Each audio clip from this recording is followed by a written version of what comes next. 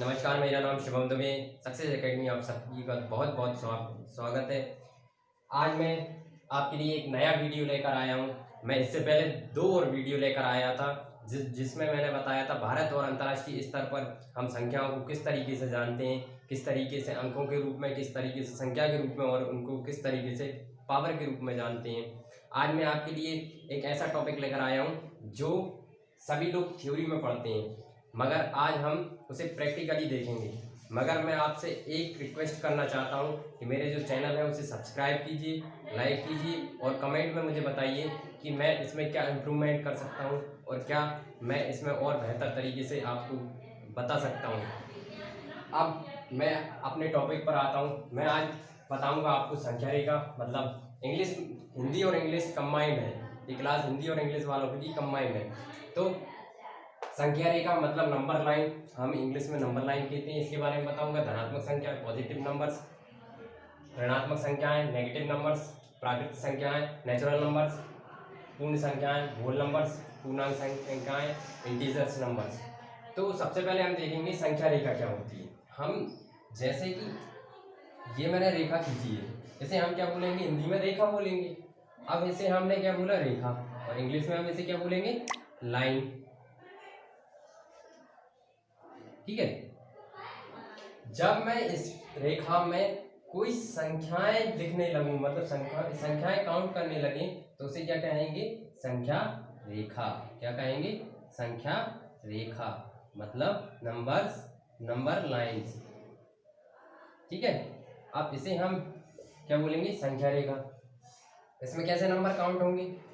हमेशा याद रखना कि संख्या रेखा में पॉजिटिव नंबर्स और नेगेटिव नंबर्स, मतलब धनात्मक संख्याएं और ऋणात्मक संख्याएं सभी लिखी जाती हैं। अब इसका जो बीच का मिड पॉइंट 0 होता है।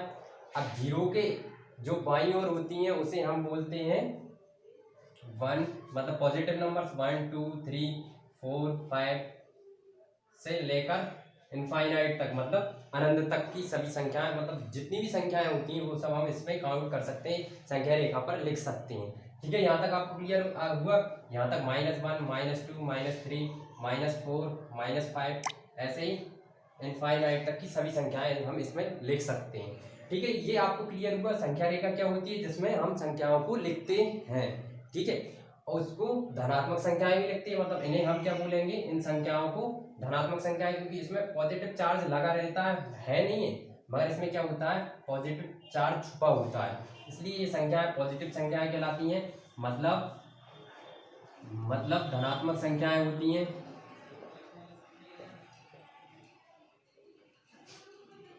ठीक है, क्या होती है? धनात्मक संख्याएं।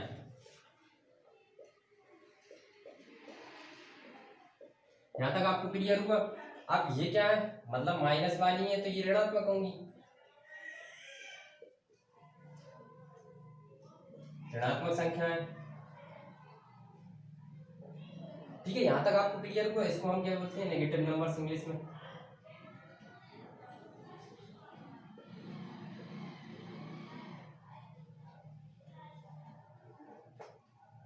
ठीक है, पॉजिटिव नंबर्स जिनमें प्लस चार्ज वाली होती है, नेगेटिव नंबर जिनके नेगेटिव नंबर्स वाली होती हैं। और एक बात याद रखना, कभी भी जो पॉजिटिव नंबर्स होते हैं उसमें सबसे छोटी संख्या होती है 1, और सबसे बड़ी हम डिफाइन नहीं कर सकते, नॉट डिफाइंड होगा, मतलब उसे ज्ञात नहीं करेंगे, क्योंकि कोई भी हो सकती है, हम मतलब इनफाइनाइट तक पहुंच सकती है। इसी तरीके से नेगेटिव चार्ज वाली सबसे बड़ी संख्या कहलाती है -1। क्यों कहलाती है? क्योंकि इसमें सबसे कम ऋण चार्ज वाला है, ये 0 के सबसे पास में है, इसलिए ये सबसे बड़ी संख्या है। क्योंकि जैसे मैं एग्जांपल दूं कि आपके पास 1 रुपये किसी को देना है उधार, और आपके फ्रेंड को किसी को 2 रुपये उधार देना है, तो किस पे ज़्यादा कर्ज है?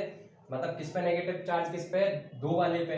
आपको तो कम खर्च करना पड़ेगा उसे देने के लिए, बंद देना पड़ेगा। ठीक है, यहाँ तक आपको समझ में आया? अब मैं ये बताऊंगा संख्या रेखा में आपको क्वेश्चंस कैसे आते हैं। संख्या रेखा में आप इस रेखा के बाद मैं लिख रहा हूँ, मान के चलो ये संख्या रेखा है, यहाँ पर दे दिया। अब उन्होंने यहाँ पे पूछ लिया कि बताइए कि ये 0 दे दिया, यहाँ पे उन्होंने दे दिया 5, यहाँ पे दे दिया, यहाँ पे दे दिया -5। तो आप बताइए कि इसमें -3 और 2 संख्या कहाँ कहाँ पर काउंट की जाएंगी। तो -3 कहाँ होंगी, यहाँ होंगी, क्योंकि 1 2 -1 -2 -3। और अगर 2 का बोलेंगे तो प्लस वाला, तो 2 यहाँ पे होगा, 1 और 2। ये हमें बताना पड़ेगा, जैसे ही ऑप्शन में देंगे वो कि इस टाइप से संख्या रेखा बना कर देंगे। ठीक है, ऐसे क्वेश्चन भी बन जाते हैं। ये पूछ सकते हैं कि सबसे छोटी संख्या और सबसे बड़ी संख्या कौन सी होगी, ये भी पूछ सकते हैं। ठीक है, संख्या रेखा आपको समझ में आया। इससे आगे बढ़ते हैं अब हम। दूसरा है धनात्मक संख्याएं। धनात्मक संख्या मतलब पॉजिटिव नंबर्स, ये बता दिया। ठीक है, तीसरा है ऋणात्मक संख्याएं। तो ऋणात्मक संख्या भी मैंने आपको जल्द से जल्द बता दिया है कि ऋणात्मक संख्याएं क्या होती हैं, और सबसे छोटी और सबसे बड़ी के बारे में बताया कि सबसे बड़ी ऋणात्मक संख्या होती है -1, और सबसे छोटी पॉजिटिव मतलब धनात्मक संख्या होती है वो क्या होती है, 1। ये आपको सबको क्लियर हो गया। अब इसके बाद क्या है, प्राकृत संख्या। प्राकृत संख्या हमेशा याद रखना कि 1 से लेकर इनफाइनाइट तक की सभी संख्याओं को हम क्या बोलते हैं, प्राकृतिक संख्याएं या प्राकृतिक संख्याएं। प्राकृतिक भी बोलते हैं, मतलब प्राकृतिक, या फिर इसे हम प्राकृतिक संख्याएं।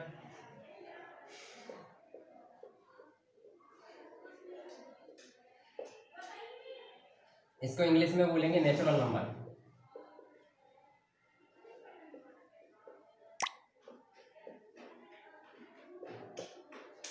क्या होगा, एक से जो हम गिनती कहाँ से शुरुआत करते हैं, काउंटिंग कहाँ से शुरुआत करते हैं, 1 से। मतलब नेचुरली हम कहाँ से शुरुआत करते हैं, मतलब प्राकृतिक रूप से हम कहाँ से शुरुआत करते हैं, 1 से। तो मतलब 1 से लेके इनफाइनाइट तक। और होल नंबर्स मतलब पूर्ण संख्या और प्राकृत संख्या में बस इतना सा डिफरेंस है कि होल नंबर में 0 भी काउंट होती है। 0 से लेके इनफाइनाइट तक की सभी संख्याओं को हम क्या बोलते हैं, होल नंबर।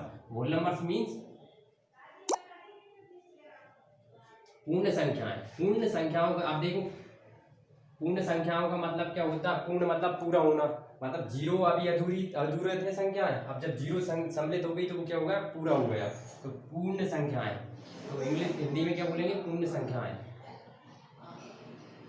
यहां तक आपको क्लियर हुआ। ठीक है, अब इसके बाद सबसे लास्ट है पूर्णांक संख्याएं। पूर्णांक संख्याएं क्या होती हैं, धनात्मक और ऋणात्मक की जितनी भी संख्याएं होती हैं वो सब क्या होती हैं, पूर्णांक। मतलब धनात्मक की संख्याएं भी और ऋणात्मक की संख्याएं भी क्या होती हैं, पूर्णांक होती हैं। ये आपको समझ में आया कि धनात्मक संख्याएं और ऋणात्मक संख्याएं सभी संख्याओं को मिलाकर हम पूर्णांक कहते हैं। अब इसका अगर संधि विच्छेद करें हम, पूर्ण प्लस अंक होगा, मतलब पूरे अंक सभी, मतलब प्लस के भी और माइनस के भी। तो इसको हम इंटीजर्स बोलते हैं इंग्लिश में।